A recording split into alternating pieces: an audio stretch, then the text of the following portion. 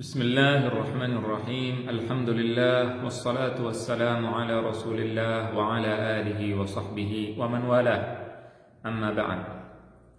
Cara menafsirkan Al-Qur'an yang pertama adalah dengan menafsirkan Al-Qur'an dengan Al-Qur'an juga, yaitu menafsirkan satu ayat dengan ayat yang lainnya. Ayat yang bersifat umum yang perlu penafsiran ditafsirkan dengan ayat lain yang khusus yang menjelaskan tentang ayat yang umum tadi.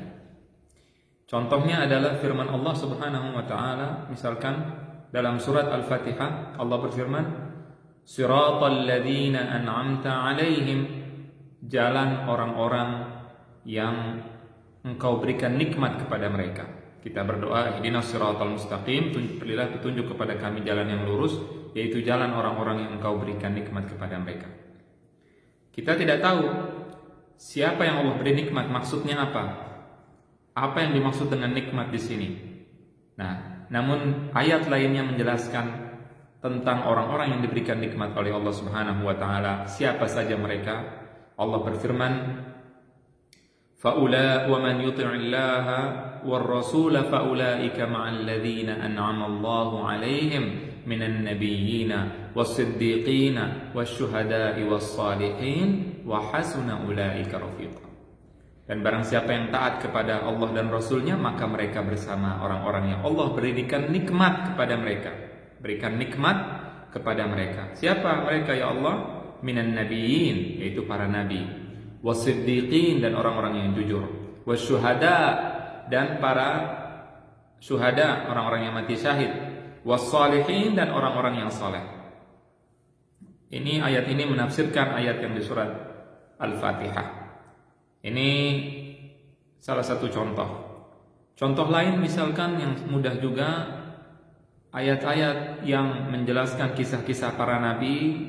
Kadang-kadang kisah para nabi dijelaskan atau dijelaskan dalam ayat-ayat dengan singkat, kemudian dalam ayat lainnya dijelaskan dengan lebih mendetail, dengan lebih mendalam.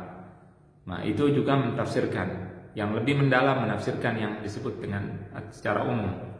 Itu kurang lebih tafsir Al-Quran dengan Al-Quran. Muncul pertanyaan, apakah tafsir Al-Quran dengan Al-Quran pasti benar? Penafsiran Al-Quran dengan Al-Quran tergantung munasabah, tergantung hubungan antar ayat tersebut. Kalau ada hubungannya, maka benar, maka insya Allah benar. Tapi kalau tidak ada hubungannya, satu ayat ditafsirkan dengan ayat lain yang tidak ada hubungannya, maka bisa jadi salah. Saya berikan contoh. Kalau contoh yang ada hubungannya, tadi ayat yang kita jelaskan tentang siratal ladzina an'amta 'alaihim dengan ulaika ma'al ladzina an'amallahu 'alaihim. Nikmat dengan nikmat, kita jelas hubungannya sama-sama nikmat.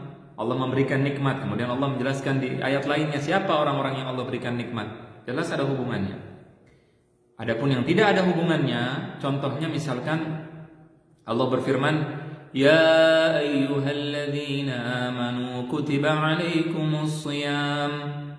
Wahai orang beriman, diwajibkan atas kalian puasa. Kemudian ada orang datang kemudian menafsirkan puasa tersebut dengan firman Allah, "Tabbat yada Abi Lahab wa tab." Celakalah kedua tangan Abu Lahab. Apa hubungan antara puasa dengan Abu Lahab? Tidak ada. Nah, di sini penafsiran Al-Quran dengan Al-Quran yang tidak ada hubungannya, tidak ada hubungan antara puasa dengan Abu Lahab. Apa penafsiran itu? Apa korelasi? Apa hubungannya? Tidak ada, maka di sini bisa salah. Ya. Tergantung munasabah, tergantung hubungan antara ayat tersebut. Kalau ada hubungannya, maka bisa jadi benar. Dan penghubungan tersebut bisa dilakukan oleh Rasulullah SAW. Rasulullah yang menjelaskan, seperti ayat alladzina amanu wa lam yalbisu imanahum bidzulm, orang-orang yang beriman dan tidak mencampur keimanan mereka dengan kesyirikan, dengan kezaliman. Kemudian para sahabat bertanya, "Ya Rasulullah, siapa yang tidak mencampur antara keimanannya dengan kezaliman?" Karena sahabat memaknai arti zalim di dalam ayat ini dengan arti yang luas, dengan arti yang umum. Nah, kemudian Rasulullah menafsirkan dengan ayat Allah. Rasulullah mengatakan, "Inna syirka la dzulmun azim." Sungguhnya syirik itu adalah kezaliman yang besar. Jadi yang dimaksud dalam ayat ini, surat Al-An'am ini adalah yang disebutkan dalam surat Luqman, yaitu kesyirikan yang dimaksud di sini, kezaliman yang dimaksud di sini adalah kesyirikan. Nah, ini dari Rasulullah harus kita ambil karena Rasulullah lebih tahu.